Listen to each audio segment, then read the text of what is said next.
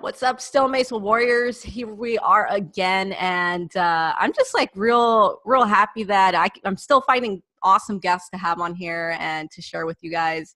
And I'm happy you're with us and going along with the ride on this mace journey with us. And well, today I have Eric Doyle.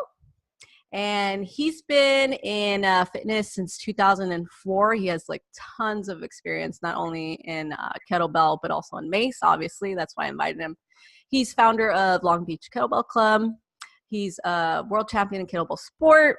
He's currently trained to be a firefighter. He's hosted several workshops with a lot of the guests that I've had in the first season, just to name a few: Paul Gray, obviously Kim Fox, that's a new episode from this season, Leo Savage, and many other warriors. So Eric, thank you for saying yes and being on here. I actually feel really honored. I actually heard about you through Mr. Mace Man. He's been throwing around your name, man. He loves you. And I told him, you know what, I'm going to hit him up and I'm going to have him on the podcast eventually. And here we are. And again, thanks for. Yeah, I totally appreciate it. I'm excited about it. Yeah. So for the listeners, like, tell us a little bit about your fitness, like where it started for you and kind of like what led you to the mace. The mace, I didn't actually come up until I didn't even come across the mace until I was around 30. My start in fitness happened, I was a very overweight youth, video game champion, actually. Right on. I was playing video games and smoking a lot of weed as a kid, and I got up to, I think, 250 pounds in my high school days, and I'm only 5'8", so you can imagine that didn't look too good. I used to wrestle, play baseball, and all that, but when I got that big, obviously my athletic skills went down, and I wasn't doing very well. And when I got out of high school, I had a friend that wasn't a trainer, but he just liked to work out a lot, and he was taking me to the gym morning and night. Not just to get me to lose weight, but it was just, we were just hanging out. That's just what we did. Swimming in the morning, weights at night. Running in the morning, some kind of weights at night. And I lost 90 pounds in a year and a half just working out with him. Wow. That was my first real jump in fitness. I was like, wow. Funny thing was, I didn't lose any weight for about 6 months. It was like my body sort of had to take to it. Yeah. And then right about the 6-month mark, I swear, it just started falling off. Like I couldn't stop it. The cardio was kicking in, the nutrition was kicking in, and I totally changed my body within 18 months. Wow. And then I got in a massive car accident with the guy that I was working out with. I got in a head-on collision. I was actually ejected out of the car and flew 35 feet, and I landed on Bank of America's porch. Wow. And I guess, I don't remember too much, but everyone said I sat up like the Undertaker and walked over to the car and checked on my buddy. I don't remember any of this. And then I fell straight backwards and I passed out. I woke up in the hospital. That was on 911. That was actually the night the planes crashed. Oh, wow. That's insane. So he had an $80,000 brain surgery. The thing is, he had speakers and stuff. He's a musician, and all that stuff came flying out. And I actually was lucky that I got ejected out of the car and didn't stay in the car, because all that stuff hit him in the head and he had to have brain surgery. Oh, so man. Not wearing my seatbelt and flying out of the car actually saved my life. The contrary. Yeah. So a lot of people ask me, how come you don't have your seatbelt on? And it's just something I got to remind myself of. Right. So that was my first experience. And then after the car accident, I was in a neck brace for 9 months, strained every muscle in my neck, couldn't even look up or down. And I had to gain a lot of the weight back. So then I had to lose it myself, which I did. And then I became a trainer at LA Fitness around 2004. So that's 3 years removed from the accident.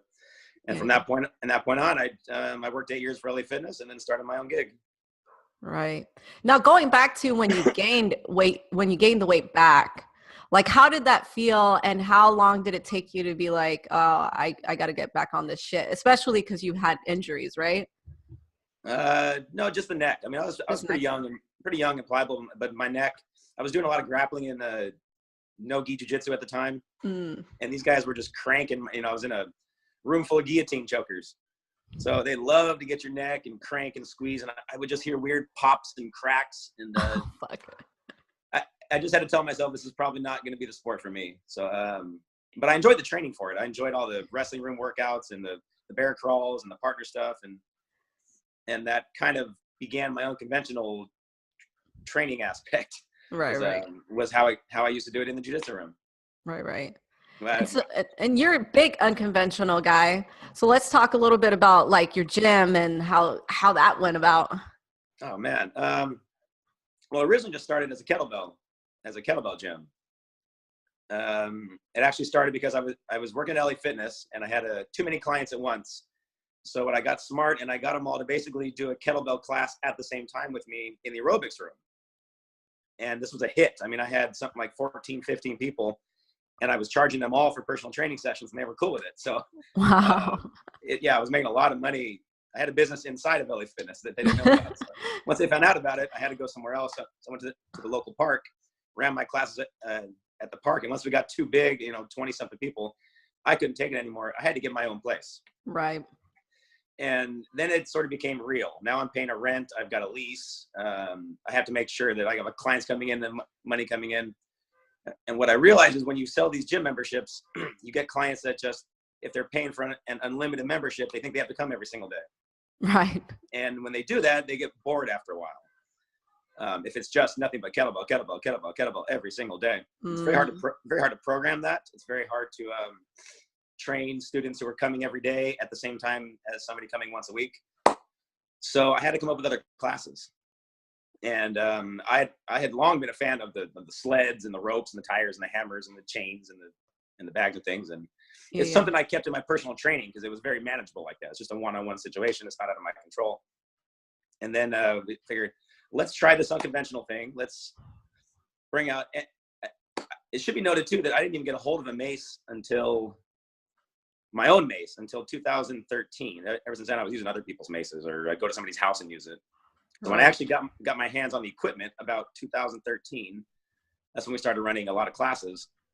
It just kind of came to me that, well, everybody likes this unconventional stuff like better, because I kind of put it like in an avenue where it's a class and we're not stressing over time and numbers. We're just kind of do a minute on the sled, then do a minute on the mace, then do a minute on the bag. It became less stressful than the kettlebell workouts where you're trying to move your weights up. You got to remember your times and your numbers. There's a lot of memory involved. Right. Where with the unconventional stuff, it can just be fun. And that became literally my most popular class. I had more people in that class than 2 or 3 kettlebell classes combined. So that was my ticket right there. Okay, I'm going to start making this unconventional class and start blowing that up.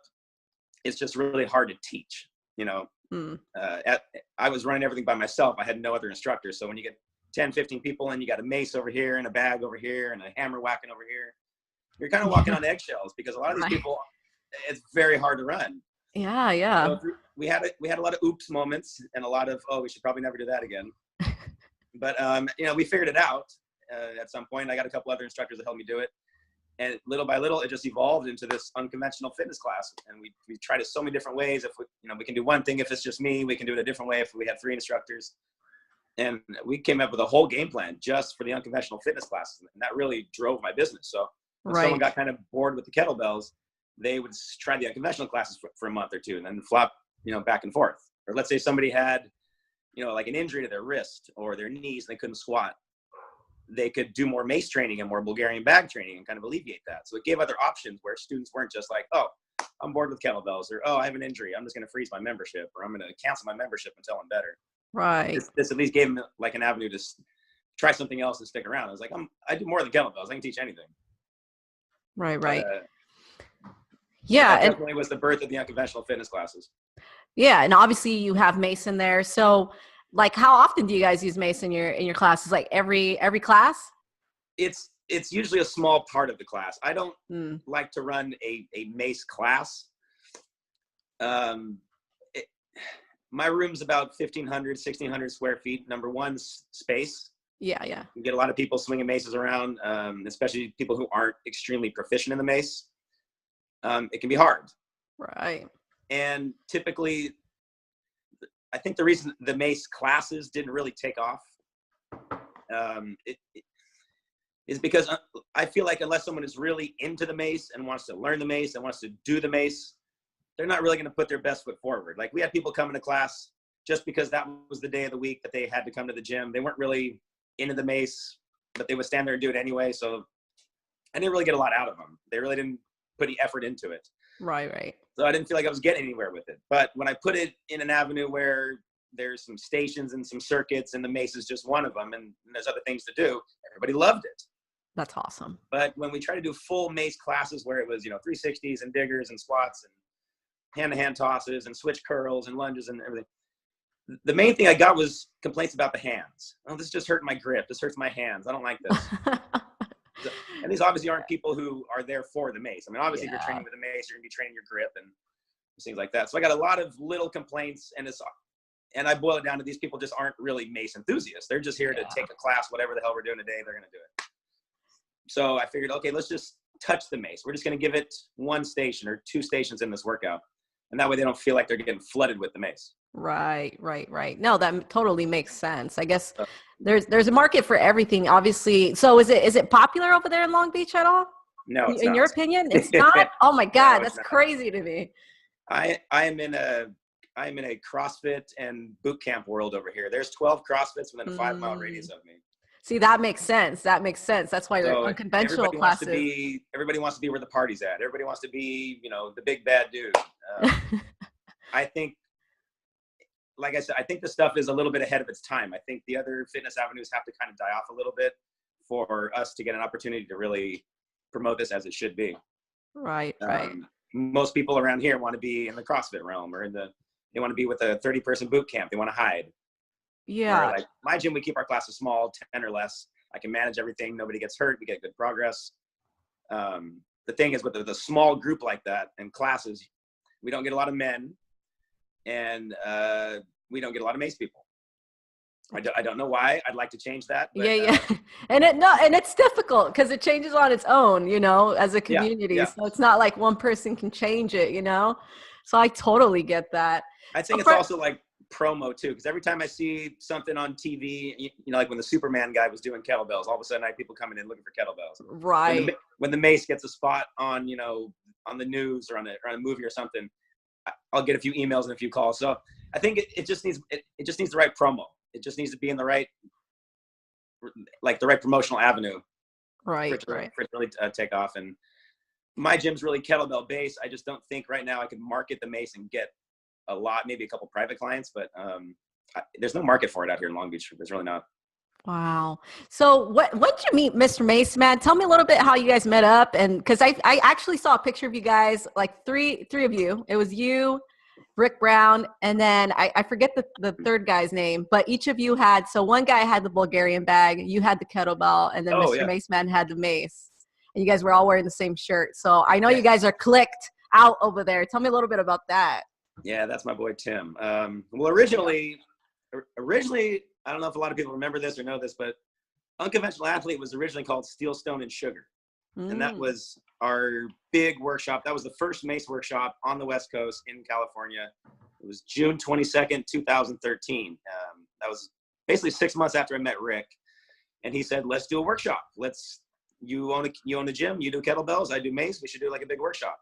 And he happened to know a woman named Melody Schoenfeld out of Pasadena, and she makes the Evil Monkey maces. Oh, right. Which at the time there was no on it mace, there was no raw, there was no step by step. So the only maces we got a hold of were the Evil Monkey maces. So she was the third person in that, and she also happens to be a powerlifting champion. She owns her own gym. She does a lot of strongman training. So the three of us did a workshop. It was basically to introduce the mace, but we also wanted to do some kettlebells and do some barbell too. But really, the mace stole the show. And so there was two guys and a girl. Slowly, Melody got so busy with school and training and her gym that it just wasn't, promotion-wise, wasn't balancing out. And it basically split off for about a year there. And then I wanted to get everything back together. I said, why are we not doing this again? We need to get back to these workshops. Mm-hmm. And so we needed to bring in a third guy. But since I taught sport kettlebell and Melody was teaching hardstyle kettlebell, we figured that was just too much. There's too much kettlebell going on. We're like confusing these people. Right. So we wanted to bring the bag in some way. So our original three was me, Rick, and Maurizio Tangari, the guy who's doing hydrocore now. Oh, right on. Right as we started that, he started making his own bags. Yeah. And he's taken off and kicking ass doing that, and more power to him. So we had to basically cut him loose because he's going to be doing his own thing, and more power to him. So the guy holding the bag in that video is a close friend of mine, Tim Supsikoff. At the time, he was my student. Now he moved to, I believe, Garden Grove, and he's a lawyer now. Oh, So, wow. yeah, he's super busy kicking ass. That's kind of an old picture. But the three of us were running my gym, running the unconventional aspect of my gym. Tim was my other trainer, and he could run the mace section. I could run the Bulgarian bag section, and we could, swap the teams at about 15 minutes. And we could literally run. In fact, I dare say those were the best classes I ever ran, was when I had Tim Wow. running the class with me, training with me at the same time. Yeah. You know. And for those who don't know what a Bulgarian bag, can you explain what that is? I'm pretty sure that you're the perfect person to talk to about this. It's called the Devil's Croissant. It's literally shaped like a croissant with handles. It's a sandbag shaped like a croissant with handles at the end, which just happens to be a grip that you would very commonly use in wrestling. So the Bulgarian bag basically comes from wrestling circles. Our Olympic wrestlers use these like crazy for their conditioning, and a really strong wrestler would only use about a 30 or 40 pound Bulgarian bag. Everything is fast and explosive, quick, gets your heart rate really, really high with a light weight. And the movements are very similar to the mace. They're all rotational, overhead rotation stuff. Wrestling, more wrestling specific exercises, I would say. Right. Yeah, and I kind of, because I was talking to Mr. Mace, man, he's like, have you checked out the Bulgarian bags? Like, I've seen them, but they're sort of hard to find. And then I looked up, I was following the Hydro one on Instagram, and then I had messaged them, and I was like, where are they at? I want one. And they're like, not out yet. So I'm like, where's mine at? No, they're testing it in Europe. Yeah. Last time I talked to them, they were testing it in Europe. It's doing very well. They're just waiting for the word to release it over here. That's But awesome. the Bulgarian bag is only made from one company called SUPERFOODs in Idaho. And the maker of that bag is a guy named Ivan Ivanov, very famous wrestler himself, strength and conditioning coach. And when he came over from Russia, he was coaching our team. And he said, you guys don't have any equipment. Where's all your stuff? So he ended up making this equipment because we didn't really have what he had back in Russia when they were kicking our butt. So since he's came over here and he's kind of revolutionized our wrestling strength and conditioning, we're pretty much on par with the rest of the world now, if not better. Oh, wow. That's so interesting. Yeah, the Bulgarian bag mixed with bodyweight exercises is we do a lot of that at our gym. We do a lot of that blend right there. Right on. And okay, so what's your thought on mace training, just coming from like a kettlebell perspective? Because you just said you started with kettlebell. How do you feel about the mace? Oh, I love the mace. A couple different ways we can go with that. Yeah, I mean, I enjoy the mace. I enjoy it more now than I did during kettlebell sport, because when I was really active in kettlebell sport, your arms and your grip are always fried. There's not a day of the week where you haven't been snatching and cleans and jerks and all that, and you're just always sore and beat up. So it wasn't as much fun because I could never really explore longer sets, heavier sets, because I was always tweaky and beat up from the sport training throughout the week. So it was always kind of like an afterthought. Where now with my firefighter training, I've kind of balanced everything out, where I do a little bit of kettlebell, a little bit of powerlifting, unconventional, mace, Bulgarian bag. I've got it really balanced. Right. And I'm able to actually explore the mace a lot more now, go heavier, go longer, do full workouts with it, where I couldn't do that before when kettlebell sport was my main thing. It just didn't leave room for it. So now I'm actually getting, a tremendous core benefit from doing full mace workouts. Some of them I posted on my Instagram, but I'm really using the mace more than I ever have. I'm going heavier than I ever have. And I'm not really, I have no injuries, which is the first time in my career. I'm pretty much injury free. Yeah. And that's really interesting to hear, because I've had a couple people that use kettlebells with the mace. So it's really cool to hear someone just kind of being honest about it. Like if you're totally doing kettlebell sport, you're going to be busted, right? You're right. Oh yeah. At the level I was lifting at, I was doing 24 kilo jerk and snatch sets. So, some guys get up to 32 kilos and those guys are like amazing. It's crazy to see someone do 32 kilos, but 24 was enough. It was beating me up every session. My legs were sore, my grip, my shoulders, everything was so beat up. It took days to recover. That's crazy. So yeah, the mace. And see, here's the thing now is as I get more general with my kettlebell, I squat with kettlebells, I lunge with kettlebells, I do basically everything. The reason I don't do steel mace flow is because I feel like I do a lot of that stuff with kettlebells all week long. Right. Like I squat and lunge and deadlift and single leg stuff all week long. And so I don't feel like I really need that with the mace too.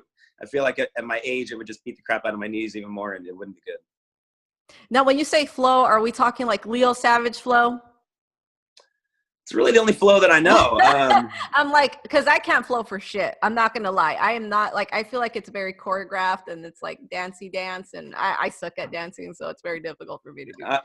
I'm definitely with you on that. But I had never been really exposed to it until he came to my gym middle of October and he presented. Dude, the guy speaks really well. I mean, I've seen presenters, for the last 10 years. He speaks extremely well. He teaches extremely well. He controls the group very well. Only reason I didn't jump in was because it was basically an 8-hour session of squats and lunges, and I had a firefighter test in 2 days. Yeah.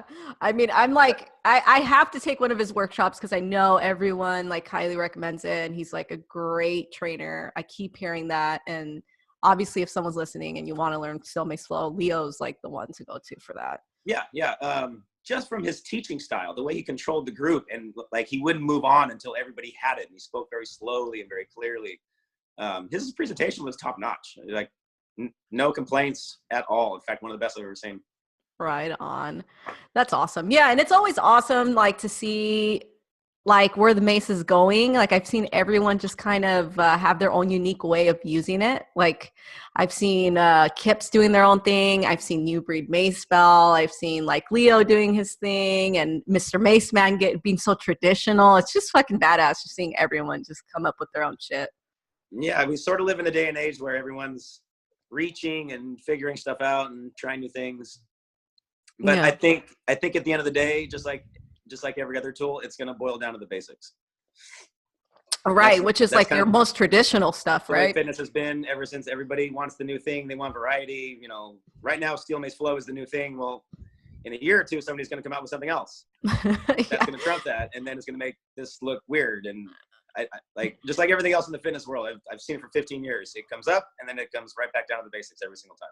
You know, I saw a couple of Instagram posts where people were using it in the water. Like an actual Steel Mace. And I'm not trying to talk shit, man, but man, I'm like, you guys are taking it to a whole nother level. Yeah. People just like, start really? reaching. Everybody wants to name something after themselves or come up with a move and give it their name. It's just people reaching. And it just gives me a chuckle. I don't say anything, but you can just totally tell when somebody's reaching. Yeah. I was like, well, I guess it makes the mace heavier when it gets in the water, but I'm just like, I don't think I'd try that. First of all, it's steel and I don't want it to get all rusty or something. But yeah, no, I've just seen everyone just trying their own thing. It's interesting to see that. And like, I guess that's my question for you. Where do you see Mace going a couple years from now down the road? Oof, I see the traditional not going anywhere. Traditional has been around for a long time. And that's, I think, where the true benefit is. Heavy mace training, sticking with the main lifts.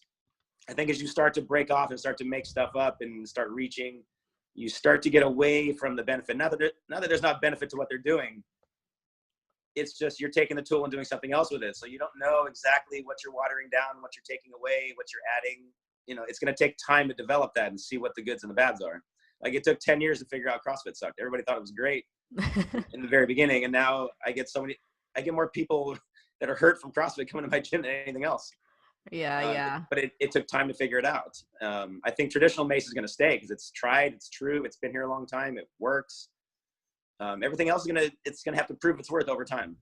Right. And I think that's one of the most, like you just mentioned there right now. I think it's one of the hardest things to find out. We need a couple years to see what works and what doesn't. Right. Yeah. So, I mean, obviously, if you like traditional stuff, have you done competition mace? Oh yeah. I've done. Well, the few that there have been, I did 2 out in Las Vegas. I believe it was 2016 and 2017 Venice Strength Camps. The first year, I think was the first event ever, was Venice Strength Games at the Mr. Olympia Fitness Expo 2016. Oh, wow. And I literally won that by 1 rep. I had a world champion kettlebell sport guy on my right, Tony Dyrek, and I had a friend of mine, student of mine, Ryan Mann, to my left. And I could tell about halfway through Ryan was trying to beat me. It's like with the mace, there's only so fast you can go. So we're literally neck and neck the entire time. Numbers are the same. And come that last second, I hit rep 100 as he hit rep 99, and I won by one freaking rep. That's fantastic. It was a good finish. We had an entire crowd around us. It was great. You said that was the very first like competition? That was the first West Coast. I think they had one on the East Coast. Maybe ADEX did it or something, but that was the first one on the West Coast. There never been anything like that. There was 6 people total that competed. Couple girls, 2 girls, 4 guys. That's awesome. Now, do they split the girls and the guys, obviously, or do they like mix it up? Well, we only had 6 people, so it was 2 flights of 3. Okay. And since it happened to be 2 girls and 4 guys, the girls went against the girls 1-on-1, and the guys just kind of battled. The guys just kind of battled it out for first, second, third. That's pretty cool. That's so pretty cool. It was 5 minutes, 10-2. The people. It was sort of one of those things where no one really knows how to judge this. So you just kind of got credit for everything. And the people judging had never seen it before. It was the same guy who was judging the kettlebell set right before that. He didn't know what he was doing. He hit the buzzer every single. So we had some stuff to figure out after year 1. And then come year 2 was when there was all that drama going on with, that's when Leo first started to break out with the Steel Mace flow, and everyone was giving him shit. Yeah. So he showed up and like, no, I'm coming here to battle with you, and I'm going to do what you do. Yeah, he came in there. He came in swinging, man. That's fucking cool. And, yeah, mad respect. That's the first time I ever met him. I had only heard about him a few weeks before that. So that was my first experience with Leo. It was 2017 Venice Strength Games, and it was Jason Tackett, me, and Leo. And they literally told us right beforehand that if you get 3 no reps, this is exact words, if you get 3 no reps total, your set is done. You're disqualified. Get off the platform. This is it. Wow. And come by the end, I mean, there were so many no reps. We stopped watching it at about 2.5 minutes, and there was all kinds of controversy, all kinds of bullshit, and they pretty much just threw their hands up in the air and just gave everything away. Oh, wow. It was a complete mess. Not to brag, but I was the only one that had real reps going the whole time. Jason and Leo they were both ahead of me, so they were battling with each other. But their reps were so short. I mean, they were like 30 or 40 no reps a piece. So I was like, what happened to that? What happened to that 3 no rep rule? So when we get to the end, we're watching the videos. They don't want to piss Leo off by disqualifying him because he came out all this way. They don't want to give it to Jason because he was doing 9 to 3s, not 10 to 2s.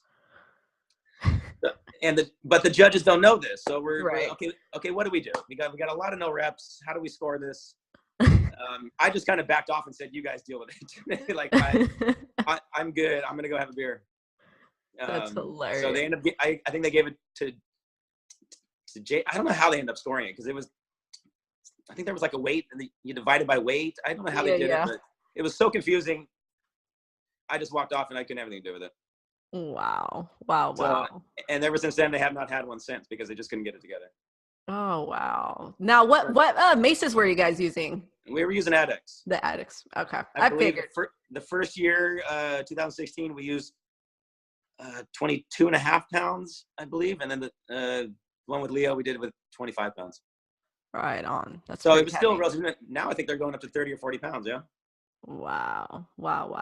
Yeah, I personally haven't seen a competition in person, but I'm excited to be able to go watch one. I don't know if I'd ever compete, but I know I've had a couple people say you should compete, and I'm like, I don't know about that, but I'm excited to watch one. Hopefully we have one in the West Coast again. Maybe I'll travel out there and they're actually very cool events. I think it needs to get out of the hands of the AKA because they don't really know what they're doing.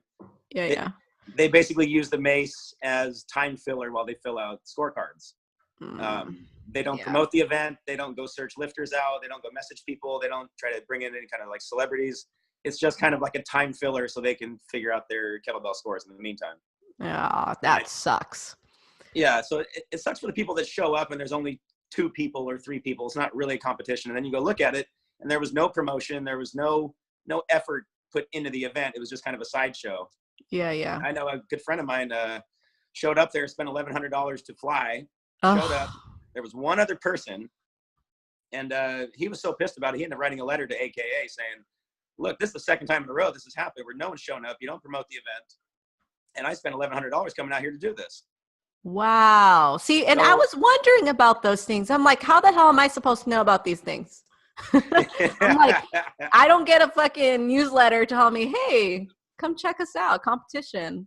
No, there was no, the only reason I knew about it is from Rick. And obviously Rick gets the word on everything, but I saw no promo. I saw no Facebook ads, sponsored ads. I got no invites, nothing. Wow. So needless to say, there was less than 5 people there. You know, when I was running my kettlebell events, I would literally message not just the lifters themselves, but the coaches and the gym owners and make sure that, you know, we've got a contact going on. You're going to show up and, you know, I know what's going on with each team. I know about how many people are going to show up. You have to make an active effort to contact these people and these teams to get them to show up. You can't just put out a Facebook event and hope people are going to show up. That's not how it works. Right. You got to make more of a personal connection with these people. Yeah, that's, you know what? It's really cool that we're talking about it on the podcast because hopefully we have enough listeners to, I don't know, try to get this shit together. Yeah, it needs some kind of a body or some kind of an organization that's neutral and impartial and knows how to run events. Yeah. Because that's totally different. That's really interesting to hear about. So it's really running kettlebell sport. I learned a lot from running all those kettlebell sport events. Obviously the first couple can be disastrous, but once you get it down, man, you can make a lot of money. You can make a lot of people really happy. You know, I like when someone flies in from Canada or from across the States and absolutely has like the best time. We got a full house and they go enjoy Long Beach and, you know, you take them around the town. That makes you feel really good. Then you have like a little community going. When you show up to Vegas and nobody cares, nobody says anything, nobody talks about it, nobody hangs out afterwards, plan on nobody coming back next year. That's what's going to happen. Right. That would feel really shitty. Right. You need to make it more than just the hour or two that you're doing the event. You need to make this a whole day, a whole shebang. Right. So, do you have any workshops coming up at Long Beach Kettlebell Club? Anything we should hear about? Mace-wise? As of right now, in Long Beach, no. I've got kind of a big announcement coming, and I think now would probably be the right time for that. I'm going to be launching some unconventional athlete certifications next year. Oh, that's awesome. I know everybody has their own certification now, but yeah. No, that's cool. But I think the first one I'm going to launch is going to be the kettlebell, obviously. Yeah. I'm still working on my Mace cert, and I really don't want to step on Rick's toes, so we might end up doing that together. I don't know how that's going to work exactly, but one thing that I think I can do is teach people kettlebells very well. Not just kettlebells, but how to run a kettlebell gym business, promote it, how to program, how to keep students happy and not injured. I mean, I've been running my own gym for 8.5 years now. Most people who do kettlebell certs, in fact, I can't even think of one that actually owns a gym and actually trains people. Most of the time, they end up just showing up to teach the certs because they've been doing this for so long and they got the experience. But they haven't trained thousands of bodies like me. Right. And I don't think they've seen the oopses and the, oh my God, how did you figure that? I've seen just students do weird, unreal things. And when you're at these certifications, everybody's good. Yeah. You don't see a lot of big mistakes. Then you go in the real world and you run a class of 10 people who've never done kettlebells. And it's like, whoa, we got to start from square one. And that, in all the certifications I've been to, that was not usually taught. It's kind of assumed that everybody in the group right there knows what they're doing and is pretty proficient. And that's usually how it is. And then you get in the real world and you got to teach totally differently. Yeah. You've got to teach in a kindergarten language to people who may or may not be into this. And you kind of have to talk them through it. It's not like showing up and everybody's good at a certification. Running a gym and teaching kettlebell to the general public, average Joe and Jane, is completely different than what you would see at your everyday certification. Right. Well, it's not the same thing as training an athlete, right? No, totally different. Yeah. So you're going to deal with people who can't squat, have bad knees, surgeries, injuries, and maybe shouldn't be doing this. You may have to move them over to private training. To actually do this in a gym setting with the general public and train a lot of people, 100 students or so, and make money and be successful and not hurt people. It's pretty hard. It took me a while to get it down, but I feel like right now I'm peaking in that, and I want to get it out there. Wow, that's really like cool. how I run my classes, everything from where I stand to what I say to how to deal with certain students to how to structure the room, how to, where to stash the clients. There's a lot of gym-based stuff I want to throw in the cert that beyond the techniques and the instruction, you're going to get that anywhere. I'm not going to teach anything you can't see on YouTube or get at a Strong First Cert or an RKC or an IKFF. Those techniques are all out there. Right. But what they don't teach you is when you leave there, how to do this with the general public. Yeah. And I think that's a big gap that needs to be filled right there. Wow, that's awesome. And it's really cool that you announced it on here. Yeah, that's going to be, it's actually already set. It's going to be in April in Austin, Texas. Oh, wow. So you're going to do it out there in Texas. Yeah, we're going back to Texas. We just left there, had a giant workshop out there. Rick kicked. Oh, right. How did that go? Oh my God. Probably the best, one of the best. I'd have to think hard to find a better experience. Our hosts, Greg Morris and Jonathan Morris, could not have knocked it out of the park anymore, from promoting the event, getting local trainers, local attention. They gave us a place to stay. They took us to the best barbecues. We had a film crew. Literally, they took care of everything. The gym was huge. It was like 5,000 square feet of AstroTurf. We had people flying in from Canada. We had one guy from the Netherlands, Functional Heartbeats. What's his name? Oh, yeah. Harbert. Yeah. Harbert flew from the Netherlands for this. I mean, it was amazing.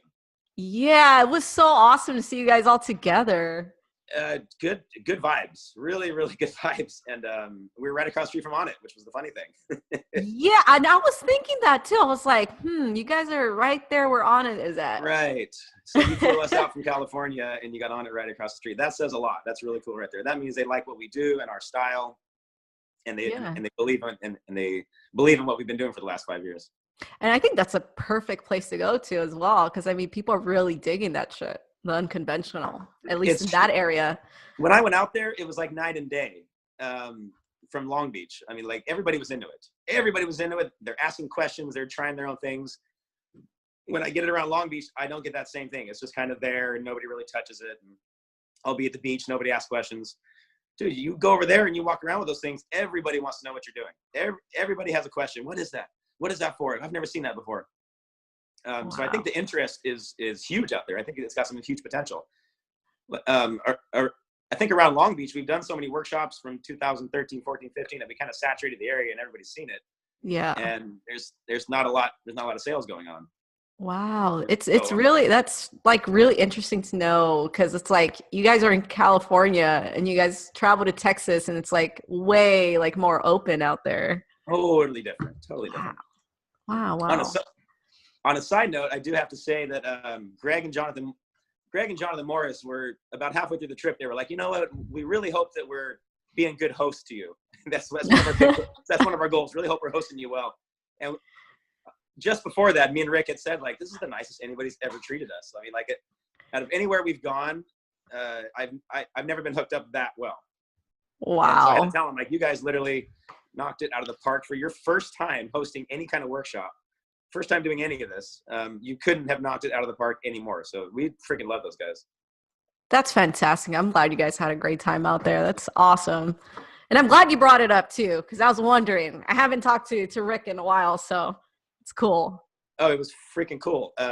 16, 17 people, something like that. We had kids to adults, pros to rookies. And we kind of had all day. We went way over time, but we didn't even notice we went over time. Everyone's having so much fun. Had a little workout at the end. The gym was so huge and there's so many toys going on. We almost didn't believe. That's awesome. I mean, you can park a 747 in this place. It's like 5,000 square feet. What was the gym's name? It's called Morph Fitness, Austin, Texas. MORPH. Okay. Yeah. They were tagging me on stuff and I just couldn't remember the name. Yeah, they're super cool people. The guy who owns it, Greg, is more of like an athletic coach. He works with a lot of kids and a lot of athletes. There's a couple, I think, pro level football trainers in there. Oh, right on. So there's a lot of athletic stuff going on. There's a couple bench presses. There's no machines. It's just a raw warehouse with AstroTurf. That's awesome.